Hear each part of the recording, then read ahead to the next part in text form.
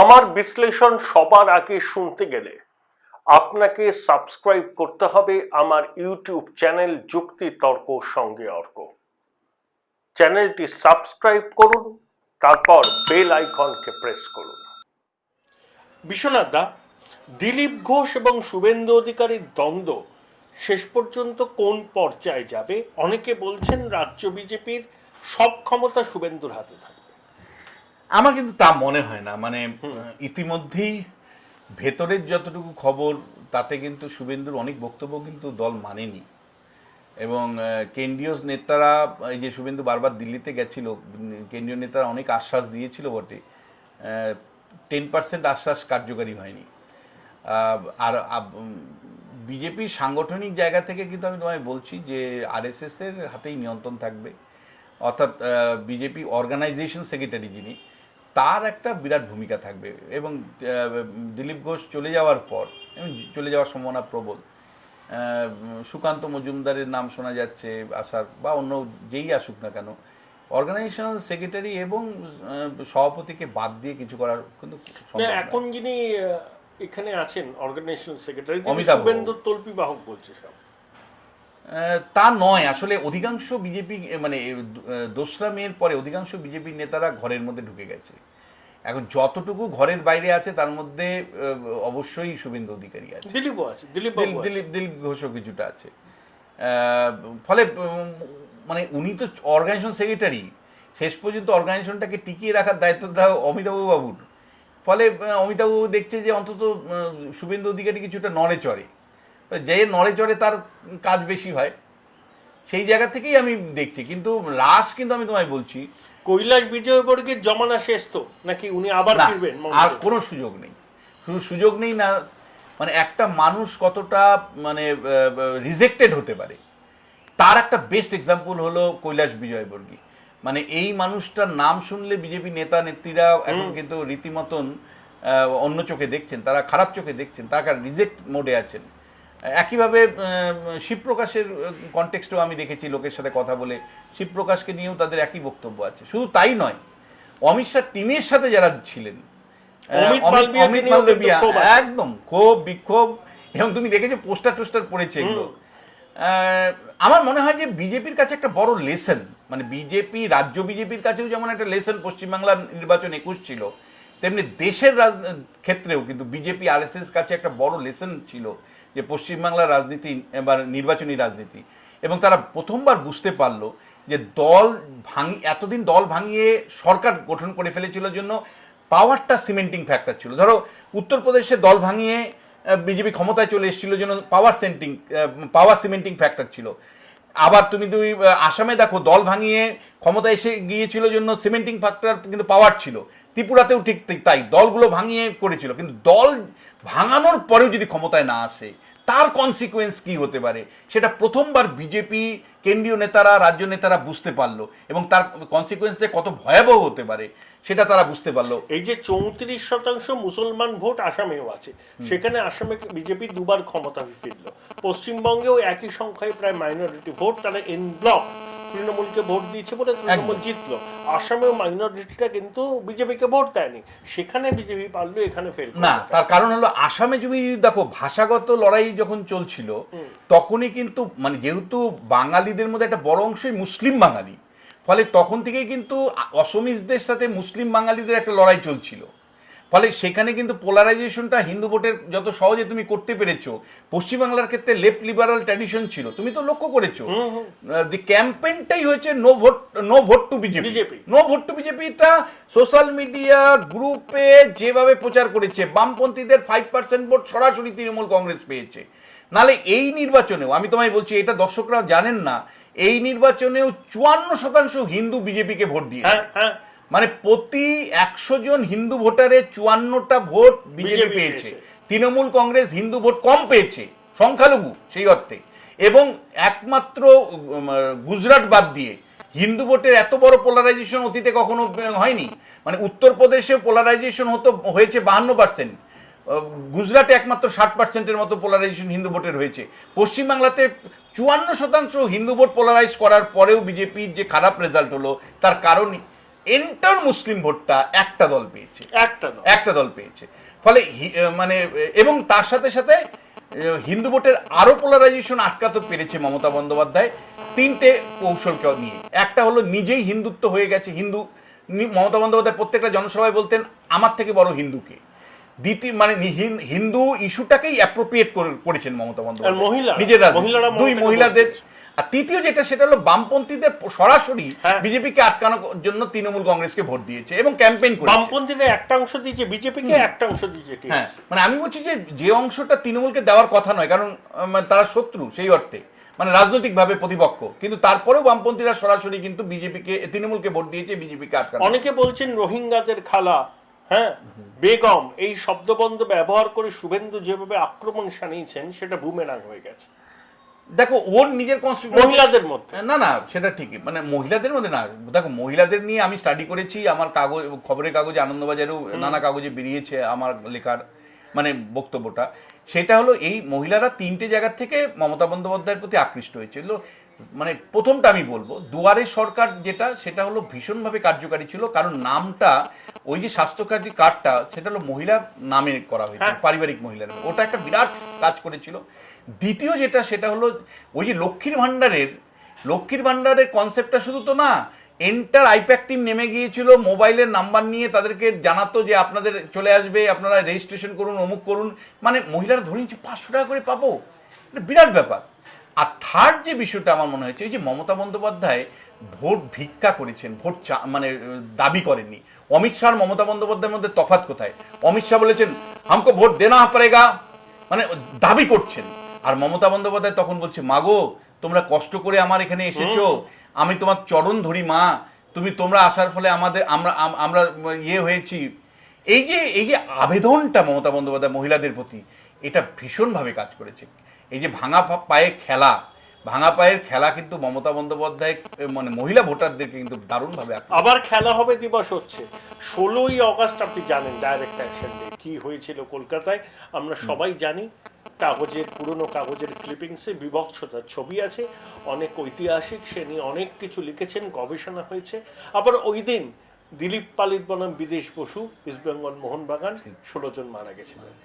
Football প্রেমীরা 16ই আগস্টকে পালন করেন। BJP বলছে 16ই আগস্ট ডাইরেক্ট অ্যাকশন ডে, খেলা হবে দিনটা অন্য দিনে করলে ভালো হতো।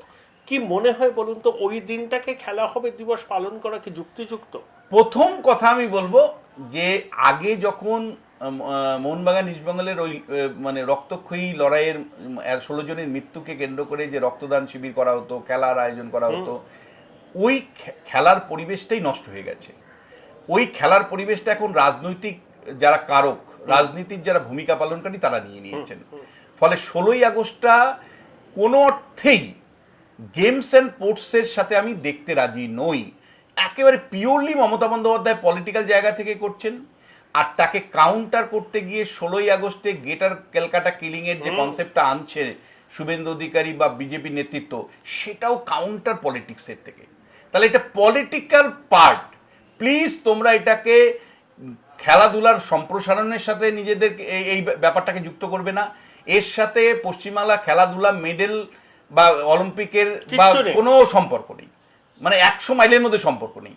এটা পিওরলি মমতা বন্দ্যোপাধ্যায়ের পলিটিক্যাল প্রজেক্ট, যার মধ্য দিয়ে তিনি দেশের মানুষের কাছে বার্তা দিতে চাইছেন দেখো আমরা খেলা হবে মধ্য দিয়ে খেলিয়ে হারিয়ে দিয়েছি মোদি অমিত শাহকে দেশের, যার জন্য পার্লামেন্টে তারা এই স্লোগান তুলছেন, ত্রিপুরাতে এই স্লোগান তুলছেন, দিল্লিতে স্লোগান তুলে একটা ন্যারেটিভ তৈরি করতে চাইছে, মোদি বিরোধিতার ন্যারেটিভ, যে ন্যারেটিভটা 2024 সালে তারা ব্যবহার করতে চাইছে, এবং এই ন্যারেটিভ তৈরিতে প্রশান্ত কিশোরের একটা ভূমিকা। সেটা 17ই আগস্ট বা 18ই আগস্ট করলে কি না, একেবারে পিওরলি তারা 16 তারিখে করতে চাইছেন। মানে মানে মানে এই মেসেজটাও মানে আসুক, কাউন্টারটা দেখো ন্যারেটিভটা কখন তৈরি হয়, যখন কাউন্টার ন্যারেটিভটা আসে।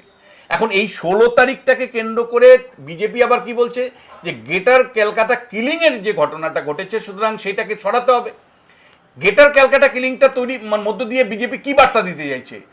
হিন্দুদেরকে বোঝাতে চাইছে যে ভাই হিন্দু তোমাদের মনে আছে, তোমরা জাগো, যে মমতা বন্দ্যোপাধ্যায় যেটা করতে চাইছে, মানে গেটার কিলিং এর ওই সেন্সটা আনতে চাইছে, ফলে তোমরা নিরাপদ নও, তোমাদের নিরাপত্তার প্রশ্নে তোমাদেরকে জাগতে হবে, আর আমরা আছি তোমার পাশে। এইবার ন্যারেটিভটা তাহলে মমতা বন্দ্যোপাধ্যায় তৈরি করলো, কাউন্টার ন্যারেটিভটা বিজেপি তৈরি করলো। এবার কিন্তু দেখার যে শেষ পর্যন্ত ন্যারেটিভটা জয়ী হয় না কাউন্টার ন্যারেটিভটা জয়ী হয়। বারবার কিন্তু দেখা গেছে মমতা যে ন্যারেটিভ তৈরি করে সেটা কিন্তু বারবার কিন্তু জিতছে। কলকাতার মেয়র কি বদল হচ্ছে? ববিদা কি অন্য কোনো দায়িত্ব? অলরেডি উনি অনেক দায়িত্বে আছেন, খুব শোনা যাচ্ছে গুঞ্জন অতীন ঘোষ নাকি শশী পাঁজা উত্তর কলকাতা থেকে নাকি মেয়র হবেন কলকাতায়। দেখো এটাও যেমন ঠিক, আপনার তো 1 নম্বর ওয়ার্ড।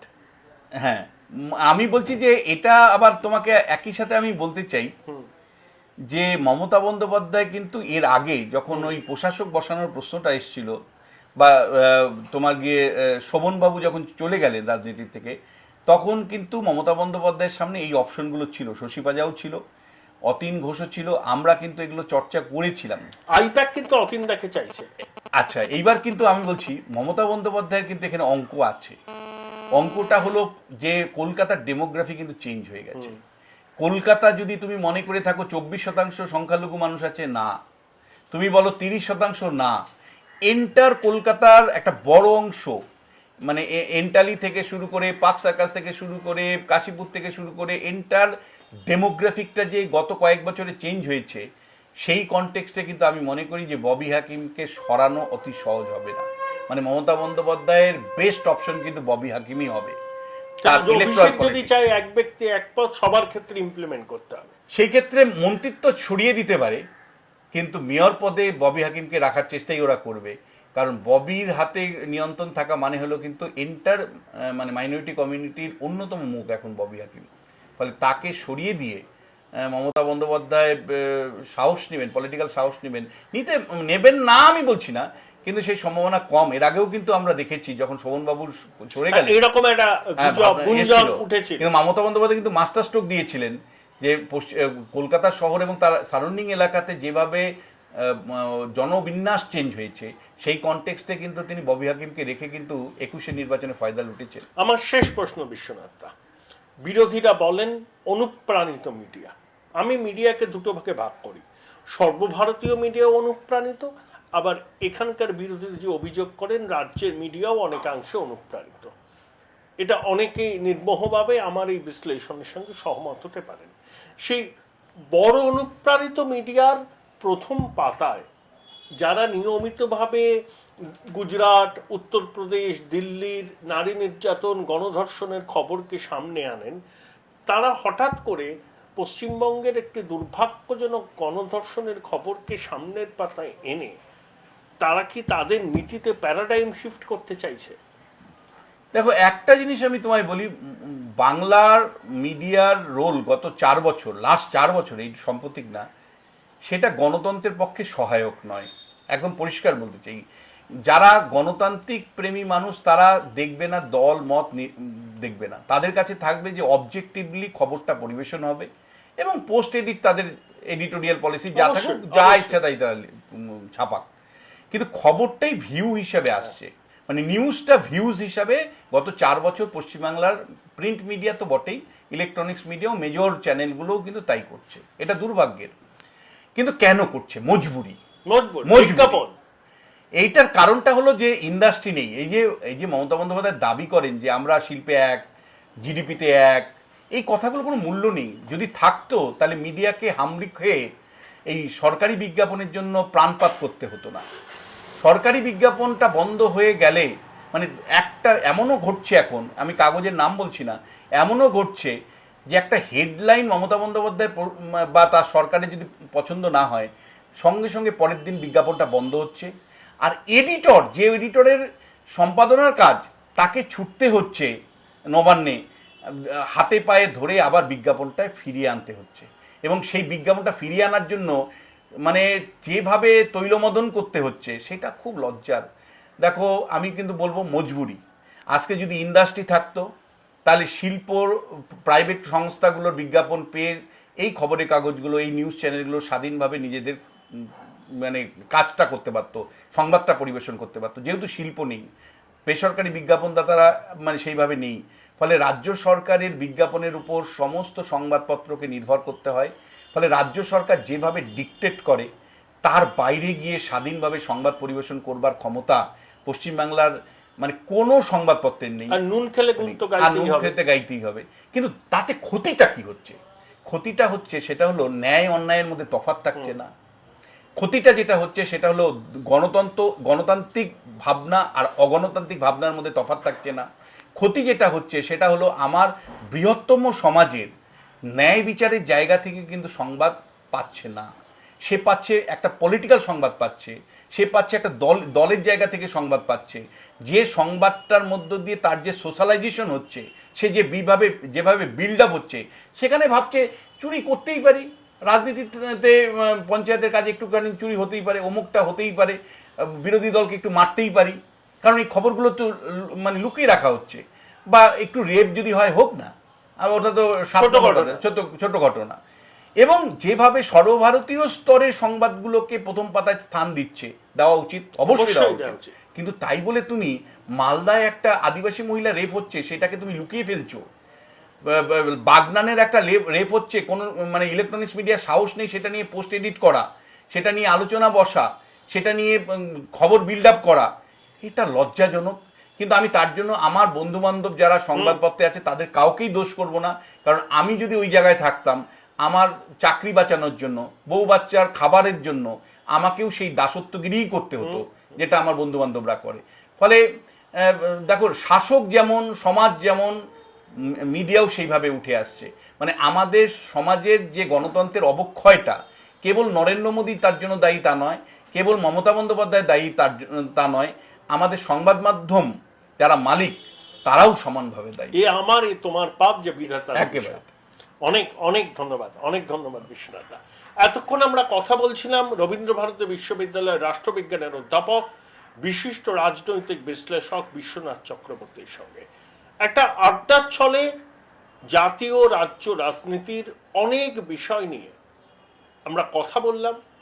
বিশ্বনাথবাবু তার সুচিন্তিত মতামত জানালেন। আমি আমার যারা দর্শক আছেন তাদেরকে অনুরোধ করব, আপনারা এই অনুষ্ঠানটি যখন দেখবেন তারপর কমেন্ট বক্সে গিয়ে আপনাদের মূল্যবান মতামত জানাবেন।